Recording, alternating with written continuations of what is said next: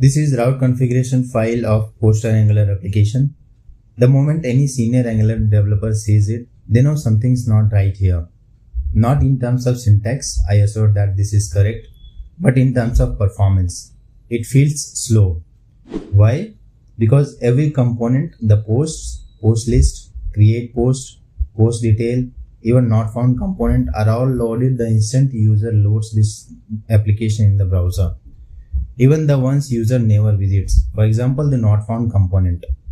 The user may not encounter the wildcard route and never see the component or the not found component, but it still loads in the browser. Its code is loaded in the browser even if the user never visits the not found component. We'll fix this today by creating feature routes and lazy loading only the components that are required at the initial load.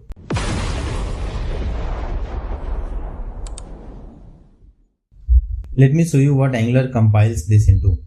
When you run ng-build, Angular sees all of these direct imports at the top and creates a main.js file which is having all of these files directly eagerly loaded into that main.js file. So I'll run ng-build over here, which is npm run build, right? And build is the script that is mentioned in the package.json file. So the build runs the ng-build, and as you can see over here, we have the main.js file, right? And the size is 238 KB, right? Now this is a small application, right? But if you are working on a large scale application, this could go into MBs. Now let's refactor that. Before we start, let me show you what we are building towards, so every step makes sense. Right now our route configuration is structured like this. One file, that is app.routes, the main file, everything is wired directly. What we want is this: the app.routes stays clean, that is it only notes the top level features, and the post feature, that is post path and its children, should be moved to a dedicated feature routes, that is they all lives in their own dedicated post.routes.ts file. Angular only downloads post bundle when someone actually navigates to the post path. Until then, it doesn't exist on the client at all. This is called feature routing and it scales to any size application. So we'll start by creating a file in our post folder. I'll go to the post folder over here, the post component, and here I'll create a file, let's say post.routes.ts file. This is my post route configuration, and here I'll move all of those post related feature routes in that post file. Okay, so I'll grab it from here and move everything over here, right?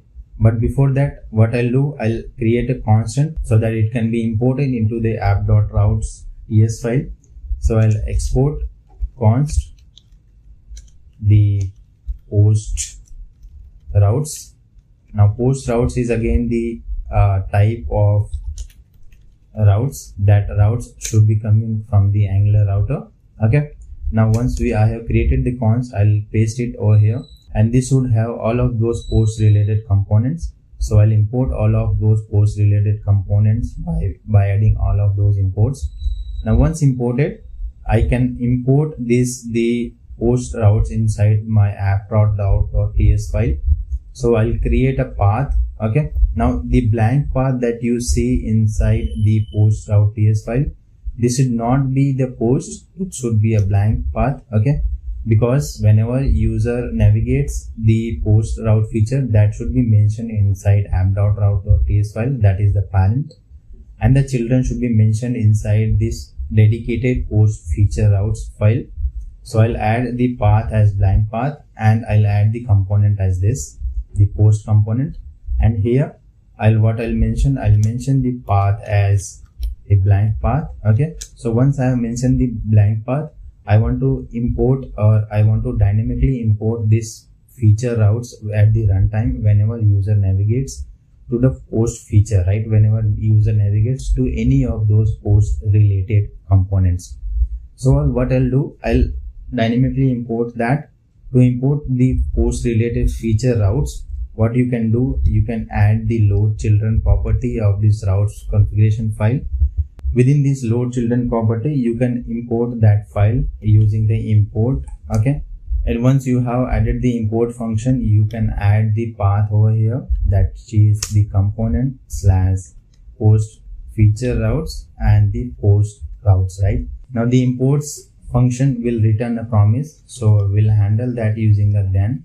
Okay, and the then will have the routes. Okay, what you can do, I'll just add the feature route. Okay, now this feature route can be directly imported as feature route dot post route, right?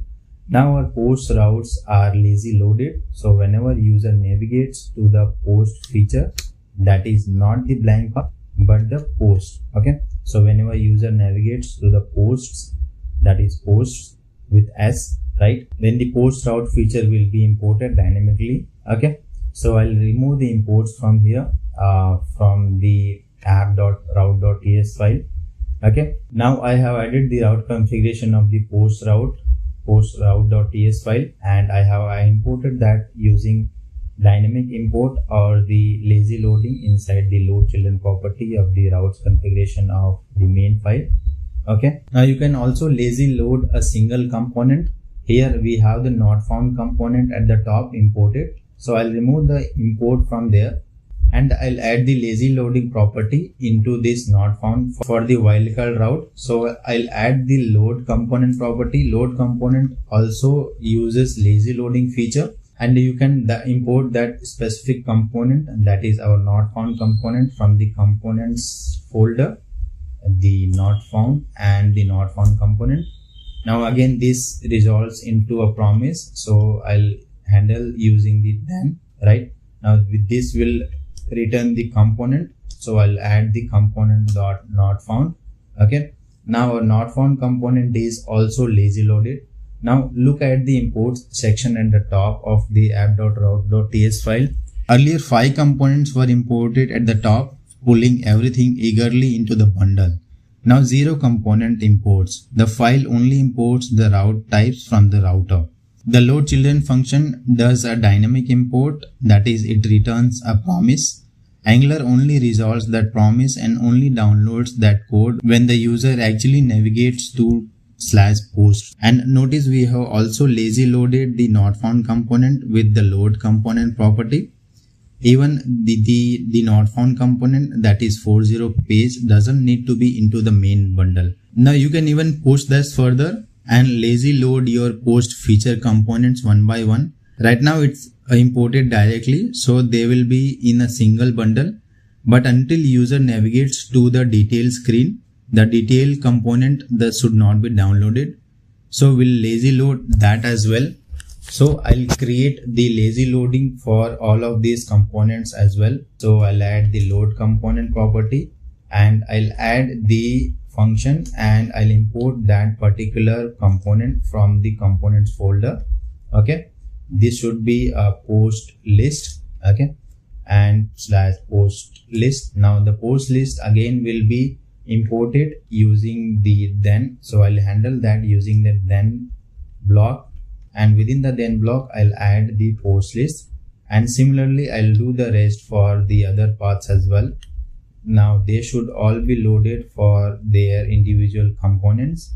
This should be the first one should be the create post component. So I'll update the import path from here. This should be create post /create post component, and they are not importing the post list. They should be create post component. I'll handle the imports for the detail as well.